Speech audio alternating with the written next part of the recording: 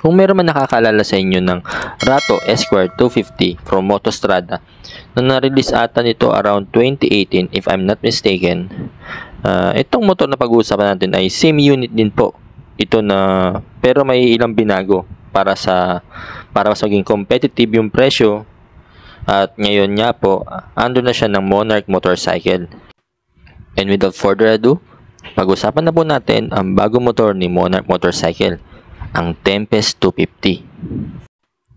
At para po sa mga bago pa lang sa ating YouTube channel, baka pwede pong pasubscribe na rin at mag-leave na rin po kayo ng inyong mga comments.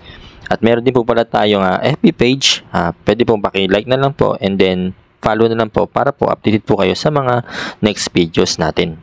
And by the way po, ako nga po pala si Eli ng Sayel Moto.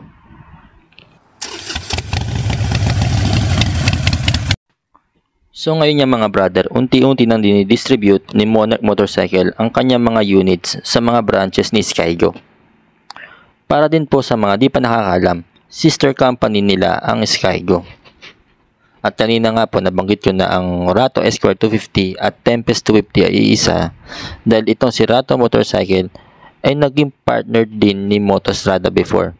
Pero 2 units lang po ang nilabas dito. Yun nga po yung Esquire 250 at yung isa pang parang big bike style nila na motor, yung Vortex 200. At ngayon nga po, si Monarch Motorcycle na ngayon ang kanilang exclusive distributor dito sa Pilipinas. At ngayon nga po, napunta tayo dito sa Skygo, Novaliches or tinatawag nilang Lagro branch. Sakto, meron po tayo dito nakita na Tempest 250. So tara, samahan nyo ko, ikutan natin ang motor na to at alamin natin ang kanyang full specs.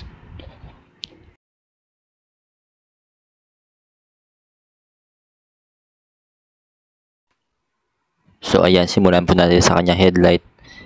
LED na po yan. Hindi natin kailangan i-convert pa. Yung kanyang mga signal light, yan, flexible. Naka-LED na rin po yan. And then titignan yung kanyang headlight, yung meron siyang cover sa itaas. Ganun tignan. Kaya mas tawag sa kanya is modern retro design, ganyan. And then yung kanyang inverted fork, wala pang nabibigay sa atin yung exact na specification about sa sukat na inverted fork. And then yung kanyang gulong, yan, naka 180 by 17 siya. Naka steel rim.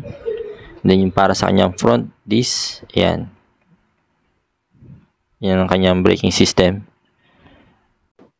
Ayan, mapapansin nyo rin yung magandang pagkakadesign ng kanyang mudguard or yung skid plate. Yan.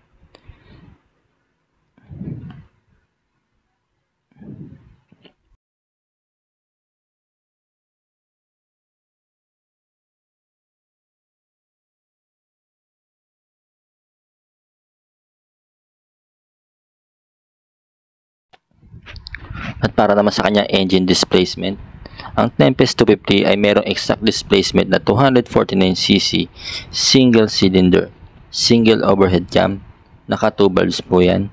Siyempre, binago na rin, fuel injected na po yan. Hindi na siya carb type, hindi kagaya nung una na nilabas yan sa Inside Racing Bike Fest something na yan.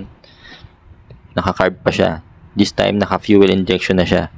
And then, naka 6-speed manual transmission. And then naka air cooled.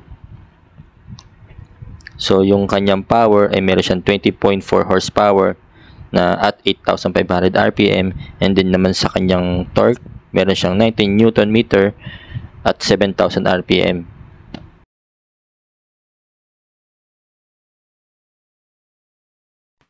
Masasabi mo talaga na yung Tempest 250 ay isang cafe racer dahil sa yung shifter niya na yan, medyo aggressive yung datingan niya eh.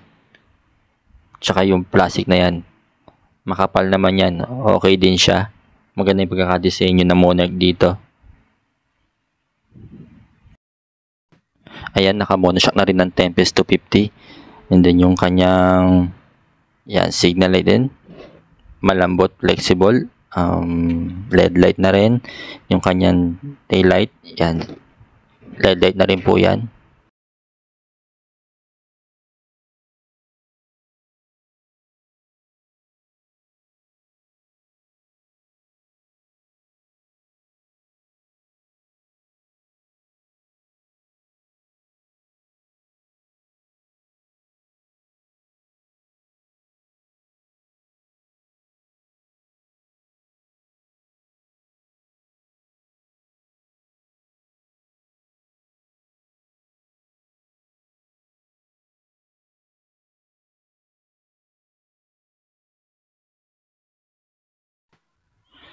Ayan pong kanyang speedometer. Digital na po yan. Gaya na sa picture na yan. Yung mga switches niyan, ayan. Okay naman siya. Maganda naman yung pagkakalagay ng Monarch motorcycle dito. And then, meron na rin siyang USB port. Ayan. Malaking bagay na yan.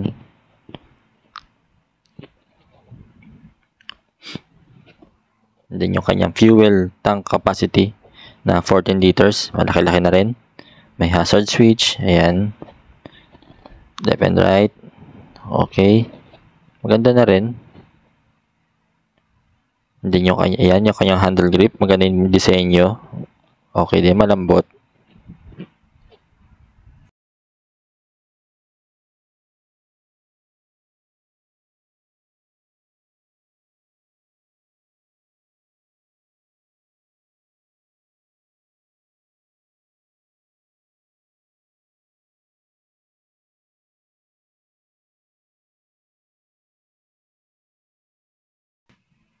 Ang Tempest 250 ay naka rear disc brake na rin po. Yan, naka single pot caliper.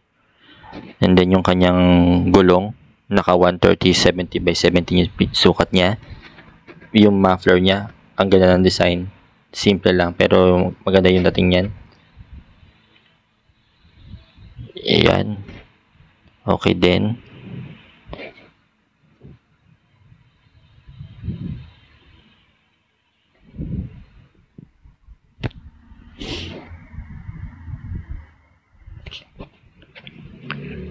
Maganda yung paint job dito ni Monarch eh.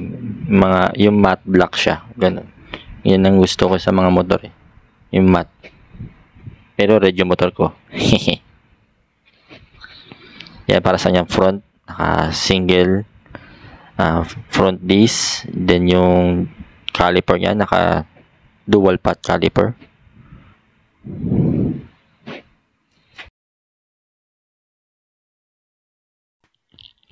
Okay, tara, bike fitting naman tayo.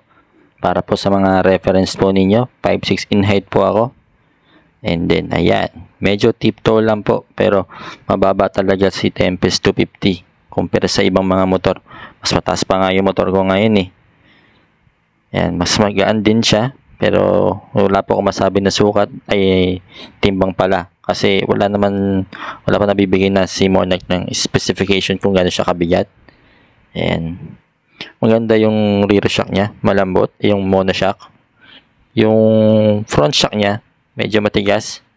Pero hindi rin masasabi kung iba na siya pag tumatakbo na. Yan, yung medyo naka-aggressive yung datingan mo dito sa motor na to. Yan, cafe racer talaga siya. Mababa yung kanyang yung handlebar. Yung upuan niya, yung saddle nito, okay siya sa akin. Hindi ko mapalitan. Maganda yung pagkakaano. Medyo malambot din siya.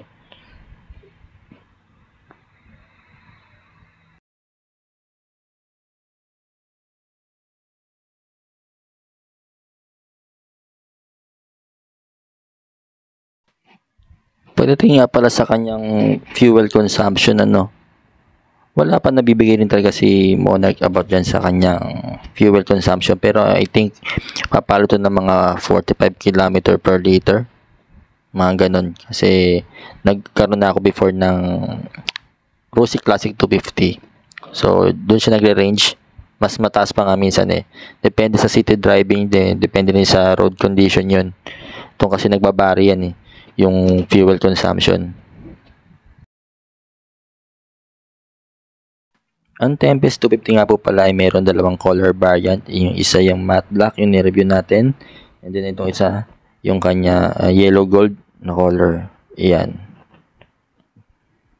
Abangan nyo rin po pala yung review nito. Isa pang motor ni Monarch, ang Omni 125.